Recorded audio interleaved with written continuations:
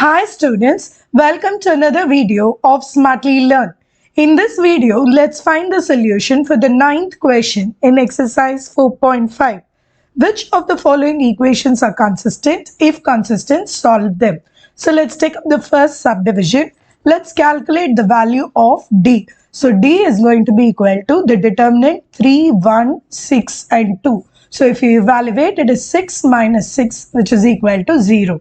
So in order to check whether the equations are consistent, but let's also compute dx. So this is going to be equal to 5, 11, 1, 2. So if you evaluate, this is 10 minus 11, which is not equal to 0. So this means this set of equations is inconsistent. So for the first pair, there is going to be no solution because this pair is going to be inconsistent. Now let's calculate for the second one. So let's calculate D. So D here is going to be 1, 2, 4, 8.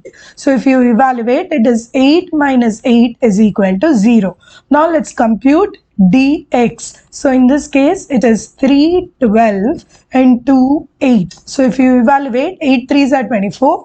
24 minus 24 which is equal to 0. Let's also cross check by computing dy. So dy is 1, 4, 3 and 12. So this is also 12 minus 12 which is equal to 0. So d is 0, dx is 0, dy is 0 means this set of equations is consistent and it has infinite number of solutions. Since it is infinite number of solutions, well, let's start to put a value for one of the variables. Put y is equal to k, where k is any real number. So k is going to be defined as any real number.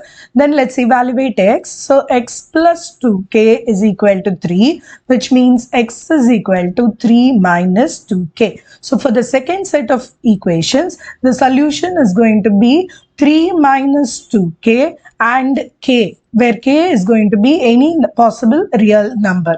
In the next video, we will find the solution for the 10th question in this exercise. See you in the next video. Bye.